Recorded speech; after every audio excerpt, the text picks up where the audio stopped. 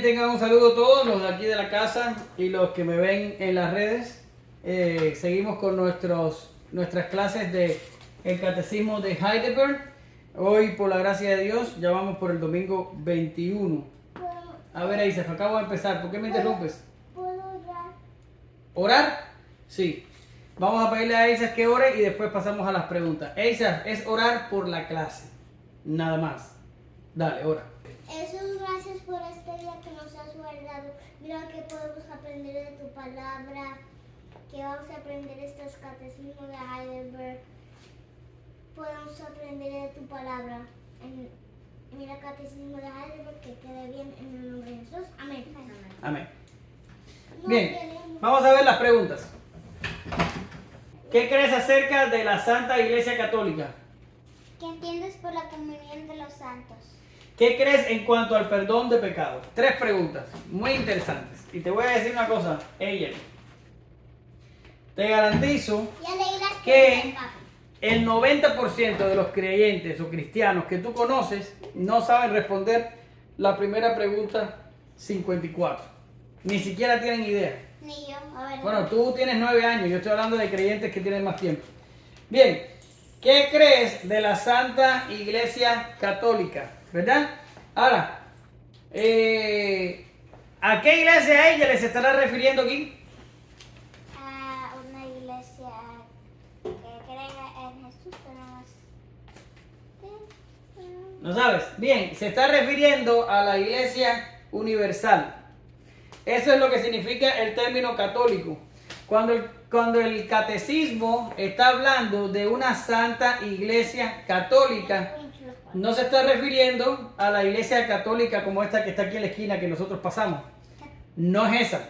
Esa iglesia se llama Iglesia Católica Romana. ¿Ya? Porque es la iglesia de Roma. ¿Ya? Pero la iglesia que nosotros estamos hablando aquí es de la iglesia universal. Porque el término católico, égele, significa universal. Católico es igual a universal. Por tanto, si tú oyes la iglesia católica, se puede estar refiriendo a la iglesia universal. Si quieres hablar de la iglesia esa como la que nosotros pasamos por ahí cuando venimos, entonces sería Iglesia Católica Romana. Ese sería el nombre. ¿Ya está?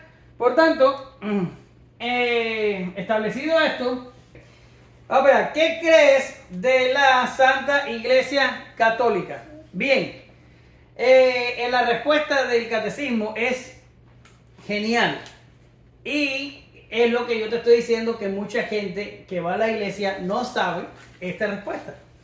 Y dice así: creo que el Hijo de Dios, mediante su Espíritu y palabra, escucha ella, de toda la raza humana, desde el principio del mundo hasta el final, congrega, protege y preserva para sí mismo una comunidad elegida para vida eterna y unida en la verdadera fe. Y de esta comunidad soy yo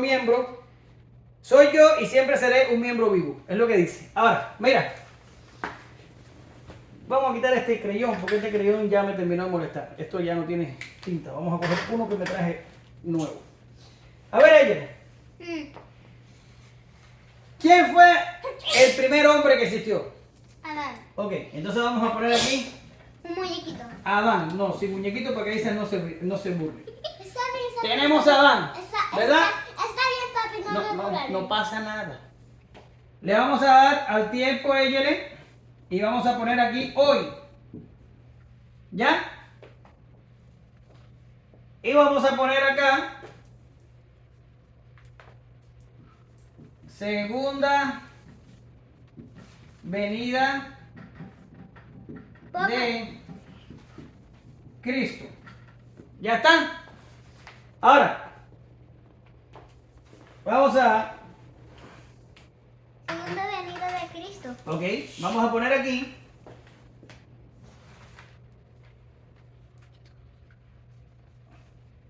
la cruz. ¿Qué significa la cruz, ayer? Significa donde Dios murió. Correcto. No, Dios no murió. El que murió fue Jesús. A ver, Ya se te lo enseñé ya a ella. ya sé. la cruz, de la cruz en adelante comienza lo que nosotros conocemos como ¿qué? Como Nuevo Testamento. El Nuevo Testamento. Y Eyele, ¿sabes qué se nos olvidó? ¿Qué? El timer. Ay, el timer. El timer. So, hoy vamos a estar más tiempo aquí. Ahora, Eyele, tenemos el Nuevo Testamento y de la cruz hacia atrás. ¿Viste el lapicito que me encontré, Eyele? A verlo. Es pink. A verlo. Pink. Está el Antiguo Testamento. ¿Ya? Entonces,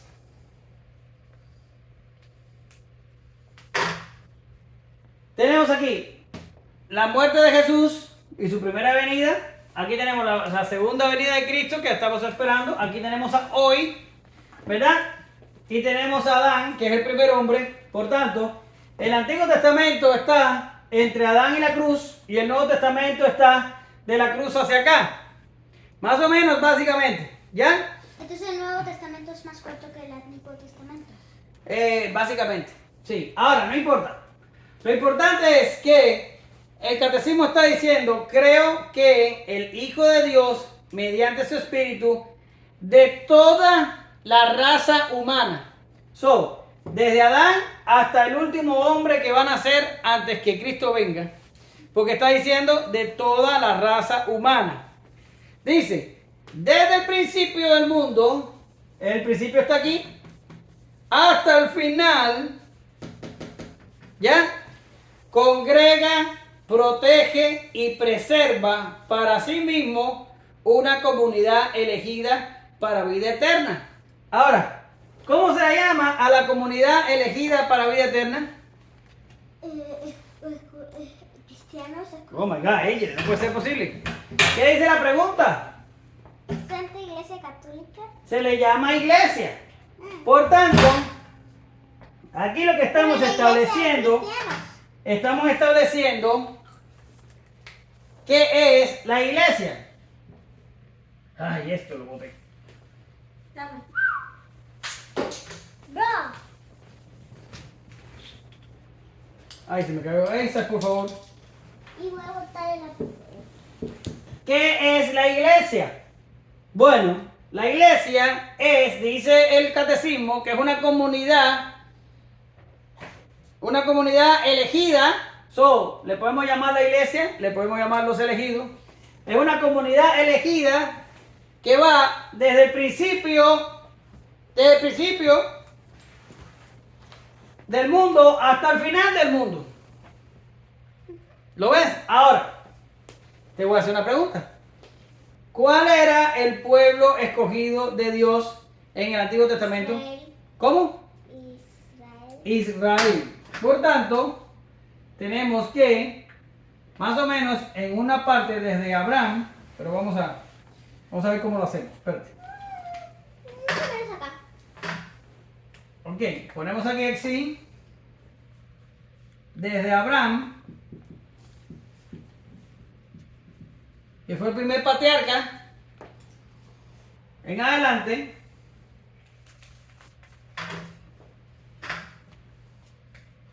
tenemos a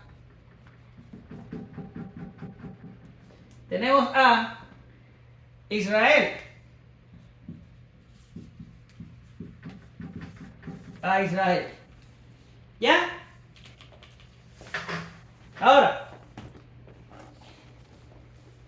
vamos a ir Papi, a ver. a Romanos 9. Romanos 9. Romanos 9.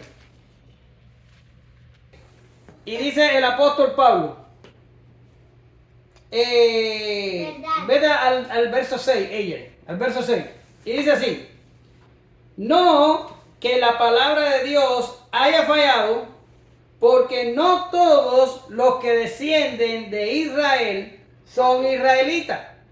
Dice el verso 7: ni por ser descendientes de Abraham son todos hijos, sino en Isaac te será llamada descendencia. Y dice, esto no es Digo, ahí ven, esto es no los que son hijos según la carne, son hijos de Dios, sino los que son hijos según la promesa, son contados como descendientes.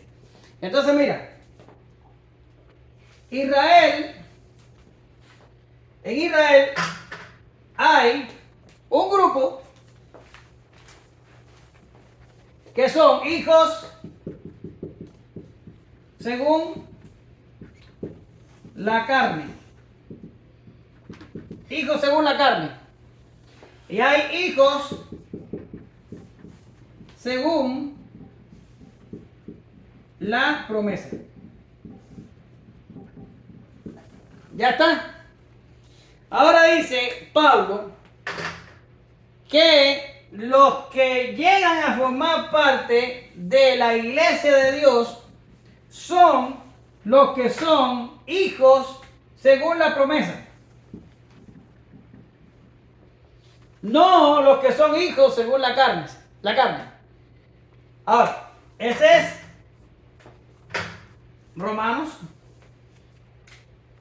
Romanos 9 del 6 al 7. Ya está. Pero vamos a buscar un texto más.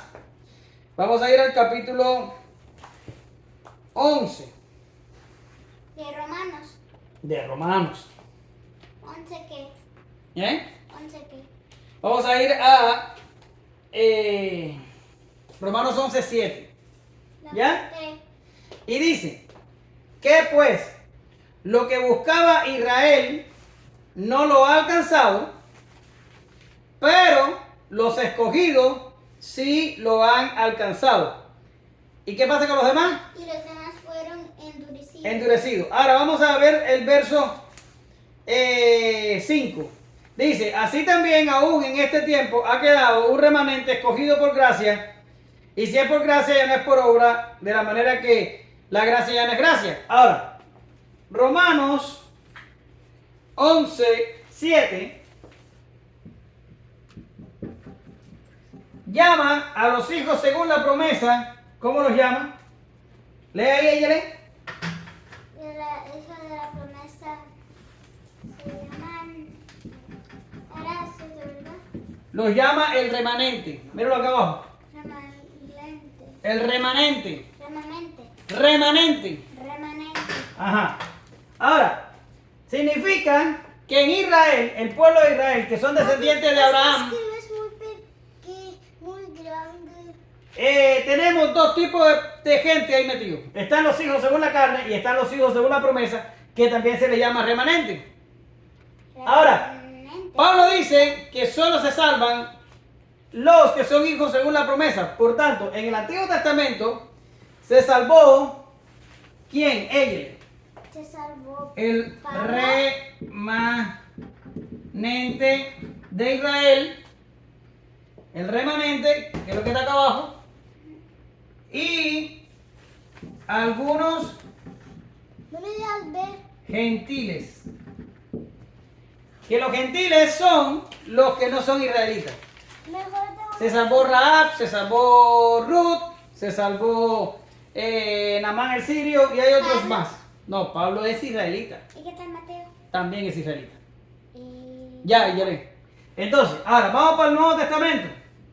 En el Nuevo Testamento tenemos que los que se salvan son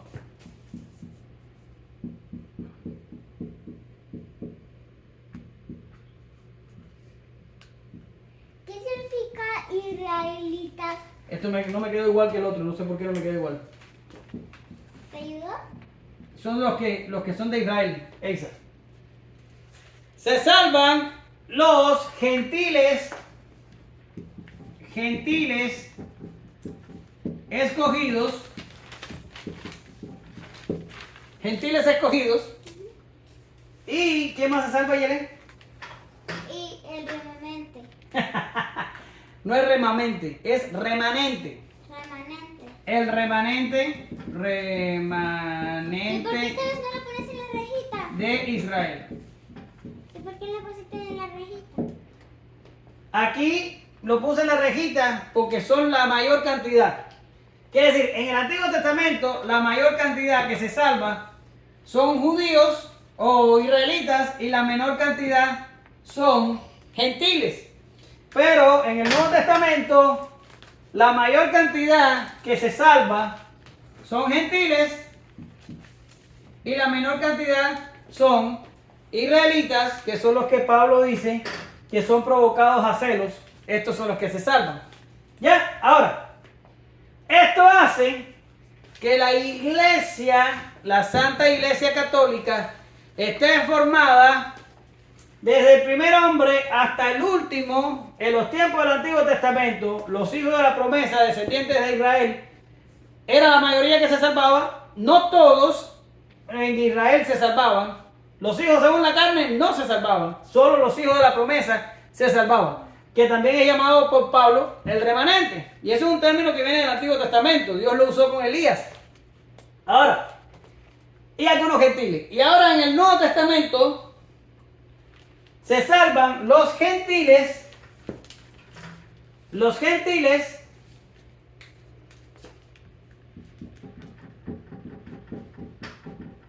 escogidos y se salva el remanente de Israel. Lo mismo que se ha salvado siempre Israel, se sigue salvando y más los gentiles. Lo que ahora en el Nuevo Testamento es mayor cantidad de gentiles y menor cantidad de Israel. ¿Ya? Ahora, vamos a ir a Juan 10.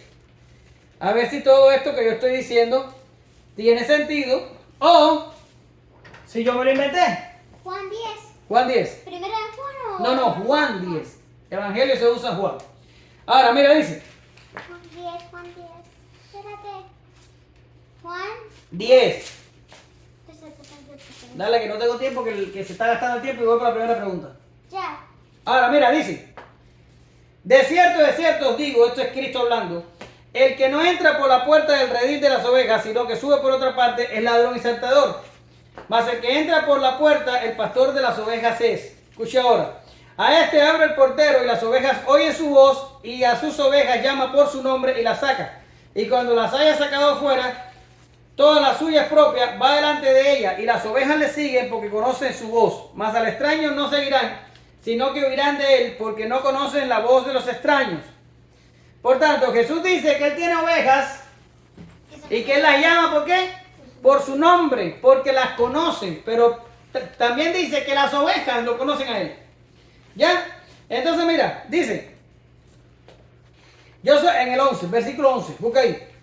Yo soy el buen pastor su vida da por las ovejas. Ahora dice el 14, yo soy el buen pastor y conozco mis ovejas y las mías me conocen. Así como el Padre me conoce, yo conozco al Padre y pongo mi vida por las ovejas. Ahora viene el 16, que dice Yelé. También tengo otras ovejas que no son de este redil. ¿Qué es un redil? El hato de ovejas, en la comunidad de las ovejas se le dice redil. ¿En serio? Sí. Dice, aquellas también debo traer y oirán mi voz y habrá un rebaño y habrá un pastor. Por eso me ama el Padre, porque yo pongo mi vida para volverla a tomar. Nadie me la quita, sino que yo de mí mismo la pongo. Y después dice, bueno, vamos a dejarlo hasta ahí. Ahora, ¿qué está diciendo el Señor? Acuérdate que el Señor está hablando en un contexto judío. Yo tengo mis ovejas que me conocen, soy el remanente de Israel, y también tengo otras ovejas que tengo que traer, los gentiles escogidos. ¿Ya? Y dice, y a ellas vendrán y tendrán un pastor y tendrán un rebaño. Quiere decir, la iglesia se extiende desde el principio hasta el fin y se compone de esta manera. Nunca ha sido el plan de Dios salvar a todos los israelitas, como tampoco es el plan de Dios salvar a todos los gentiles. Él va a salvar solamente a los escogidos de ambos grupos y ambos pueblos van a formar el pueblo que es la iglesia. ¿Ya? Ahora, vamos a leer un texto más, a ver si es verdad esto que yo estoy diciendo, si yo me lo inventé. Efesios, capítulo 1. Dice, yo voy a leer porque estamos atrasados. Dice, 1:3. Bendito sea el Dios y Padre nuestro Señor Jesucristo, que nos bendijo con toda bendición espiritual en los lugares celestiales en Cristo. Y dice ahora, según nos escogió Él antes de la fundación del mundo, para que fuésemos santos y sin mancha delante de Él. Ahora, ¿Quién nos escogió a nosotros? Nos escogió el Padre y nos escogió desde antes de la fundación del mundo. Por tanto, a la Santa Iglesia Católica también se le llaman las ovejas del Señor Jesucristo, pero también se le llaman los escogidos. ¿Lo ves? Y dice, en amor, habiéndonos predestinado para ser adoptados hijos suyos por medio de Jesucristo, por el puro afecto de su voluntad. Por tanto, ¿cómo nos llaman también a la iglesia, a los escogidos, a las ovejas? Los hijos de Dios, que somos adoptados en Jesucristo. ¿Lo ves? Dice, en quien tenemos redención por su sangre, perdón de pecado y riqueza, según la riqueza de su gracia. Ahora, cuando tú ves esto, ¿verdad? Te das cuenta que los escogidos, la iglesia, las ovejas, es un pueblo que viene desde el principio, es un listado de escogidos de entre Israel y de entre los gentiles para formar un solo pueblo. ¿Lo ves ahí, ella? Ahora, eso es lo que está diciendo el catecismo. El catecismo está diciendo, creo que el Hijo de Dios, mediante su espíritu y palabra de toda la raza humana, desde el principio del mundo y hasta el final, congrega, protege y preserva para sí mismo una comunidad elegida para la vida eterna. Ahora, esta Santa Iglesia es el depósito de la fe, ¿verdad? Y es heredera de todos los dones de Cristo. Eso lo vamos a ver en la próxima pregunta. Ahora, dice la próxima pregunta. ¿Qué entiendes por la comunión de los santos? ¿Qué hace la comunión de los santos? Bueno, la comunión de los santos, dice el catecismo, que es que todos los creyentes en general y en particular, como miembros de esta comunidad, participan en Cristo y en todos sus tesoros y dones. Quiere decir, todo esto que está aquí, que tú ves aquí, todos estos escogidos pueden ser escogidos y pueden pertenecer a la iglesia y pueden tener dones y pueden tener preservación y pueden tener todo lo que reciben de Dios. ¿Sabes por qué? Solo por causa de Cristo. ¿Lo ves? Solo por causa de Cristo. Por tanto, las cosas que Dios hace por nosotros, las hace porque quiere entregar a Cristo, a su Hijo, una iglesia pura, santa y sin mancha. Es la esposa que Dios ha preparado para Cristo. ¿Lo ves? Esposa. Sí, así se le llama en la Escritura para que tengas la idea del tipo de relación que tenemos, una relación estrecha. ¿Ya? Ahora, al ser de esta manera, todo lo que le pertenece a Cristo nos pertenece a nosotros. Y dice, cada miembro debe considerar que tiene el deber de usar sus dones y pronta y gozosamente para el servicio y enriquecimiento de los otros miembros. Quiere decir, Dios te da dones no para que te los agarres solo para ti, sino para que seas capaz de edificarte unos a otros en el cuerpo que es la comunión de los santos. ¿Lo ves? Ahora, dice la tercera pregunta. Esa se le respondió rápido porque está muy rápido. Ahora, dice la tercera pregunta. ¿Qué crees en cuanto al perdón de pecados? Y esta pregunta es muy importante, Angelique. Y dice así. Creo que Dios, debido a la satisfacción efectuada por Cristo, ya no recuerda ninguno de mis pecados, ni mi naturaleza pecaminosa, contra la cual debo luchar toda mi vida. Por el contrario, por la gracia de Dios me concede la justicia de Cristo para librarme para siempre de la condenación. Ahora, vamos a hablar un poquito. Perdón de pecados. El perdón de pecado no es algo que Dios hace arbitrariamente. Ya, de hecho, Dios ni siquiera puede hacerlo arbitrariamente. Por ejemplo, en nuestros países, puede ya sea que en Cuba, o en México, o en Estados Unidos, o en cualquier país que tú quieras, yo creo que eso se hace en casi todos los países, me imagino, se producen amnistías. ¿Tú sabes lo que es una amnistía? Ok, son unas personas que están presas y por alguna causa el gobierno de ese país los pone en amnistía. ¿Qué significa? Les da un perdón presidencial y los saca de la cárcel. ¿Ya lo ves?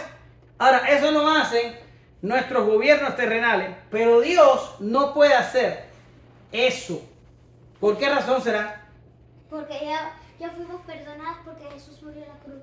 Esa es la respuesta, pero es media respuesta. Escucha. Vamos a suponer que viene una persona y me mata a mí. Me dispara, ¡pam, pam! Y me mata. Y la policía coge a esa persona, la llevan a juicio y le dicen que va a estar preso 30 años. ¿Verdad? ¿Tú estarías de acuerdo con que la persona que me mata esté 30 años preso? Sí. Sí. Pero después de eso viene el presidente de los Estados Unidos y le dice, yo perdono a la persona que mató a Omar. Y esa persona solo cumple 1 año de la sentencia. ¿Tú estarías de acuerdo? No, ¿Por qué no? porque me mataron a mi padre. ¿No? Y entonces, por qué no estarías de acuerdo? Porque lo ves como que Injusto. es injusto. Esa es la película. Es injusto. Los hombres cuando dan amnistía quieren resaltar un poco como la clemencia. Sin embargo, lo único que están haciendo es una injusticia. Porque le están dando un perdón a la persona que la persona no merece. ¿Lo ves? Ahora, Dios es justo y Dios no puede perdonar unilateralmente. ¿Qué quiere decir? Dios no puede perdonar a un ser humano porque Dios tiene que ser justo a la hora de juzgar al ser humano. Y el ser humano, tú lo sabes, todos los seres humanos hemos pecado, todos hemos hecho lo malo, todos nos hemos alejado de Dios, ¿entiendes? Todos hemos pecado. Por tanto, Dios no nos puede dar perdón de pecados así como así. Ni siquiera si pidiéramos perdón nos puede perdonar.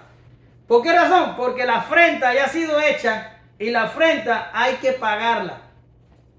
O de lo contrario, Dios no sería justo. ¿Qué es frente? Afrenta, el pecado, la cosa mala que hace la persona. ¿Ya? Ahora, ¿cómo Dios puede perdonar a la iglesia? ¿Cómo puede perdonarla? La perdona porque en la cruz del Calvario, ya esto lo has estudiado en clases anteriores, en la cruz del Calvario, Jesús muere por la iglesia o por las ovejas. Efesios 4:25 creo que está, dice que Jesús murió por la iglesia y se entregó a sí mismo por ella.